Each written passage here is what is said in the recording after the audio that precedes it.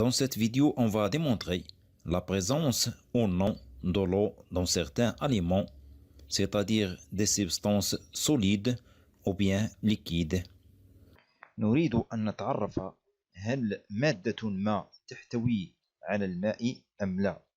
من أجل ذلك نستعمل Le sulfate de cuivre anhydre, مسحوق كبريتات النحاس الذي لا يحتوي على الماء، وهو مادة كيميائية لها لون أبيض حيث يتغير لونه إلى الأزرق عند ملامسته للماء.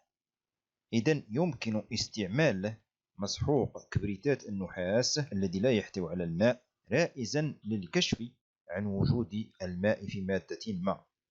من أجل ذلك نحضر قليلا من بعض المواد مثل الماء، الزيت، الخل، الحليب، السكر، الطماطم، التفاح، الموز، ونتعرف هل كل مادة من هذه المواد تحتوي على الماء أم لا.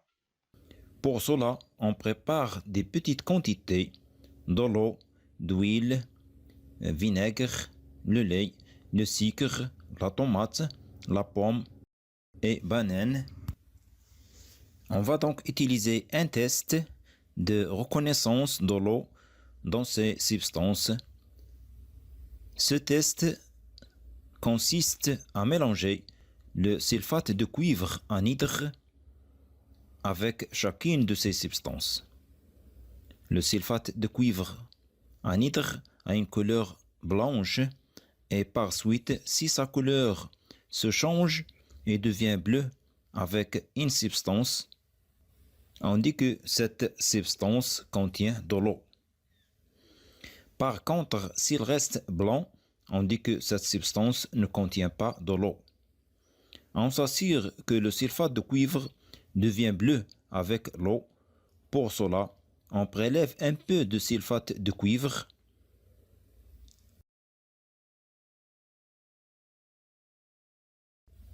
et on ajoute quelques gouttes de l'eau.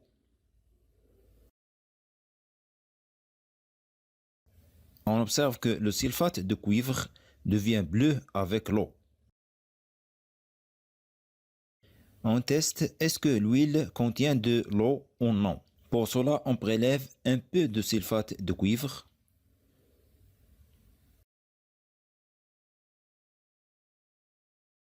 Dans lequel on ajoute quelques gouttes de l'huile. On observe que le sulfate de cuivre ne change pas de couleur. Il reste blanc et par suite, l'huile ne contient pas de l'eau. De même pour le vinaigre, un peu de sulfate de cuivre.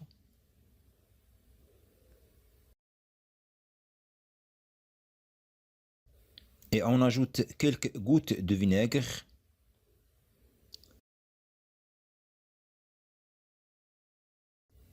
La couleur de sulfate de cuivre se change et devient bleu. Et par suite, on dit que le vinaigre contient de l'eau. De même pour le lait, aussi un peu de sulfate de cuivre, dans lequel on ajoute quelques gouttes de lait. On observe que la couleur du sulfate de cuivre se change et devient bleu, et on dit que le lait contient de l'eau. Pour le sucre, on prend un peu de sucre en poudre et on ajoute le sulfate de cuivre. On mélange bien les deux substances.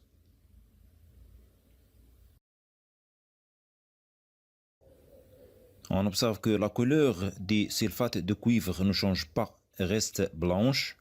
Donc le sucre ne contient pas de l'eau. Pour la tomate, on dépose un peu de sulfate de cuivre à la tomate. On observe immédiatement que la couleur de sulfate de cuivre devient bleue. Et on dit que la tomate contient de l'eau. Pour la pomme, la même chose, on ajoute un peu de sulfate de cuivre, anhydre.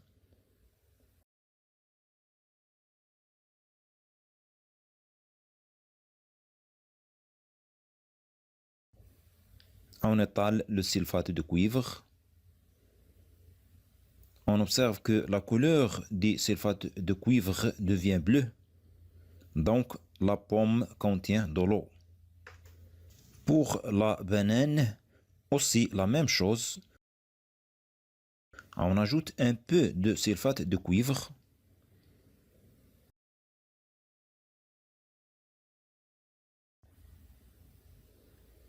On mélange bien.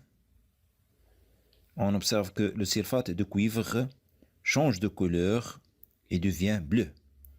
Et par suite, on dit que la banane contient de l'eau.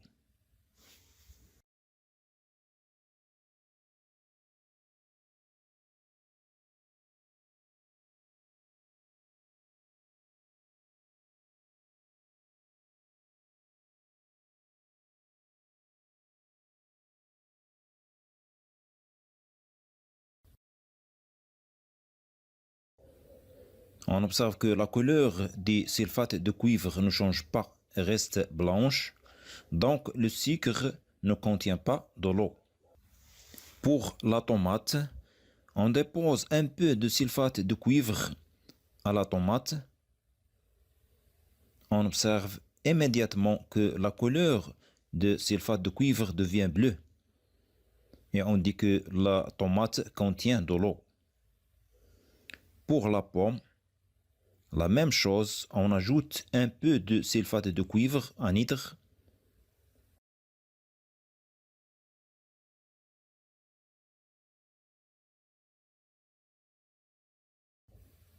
On étale le sulfate de cuivre. On observe que la couleur du sulfate de cuivre devient bleue. Donc, la pomme contient de l'eau. Pour la banane, aussi la même chose. On ajoute un peu de sulfate de cuivre.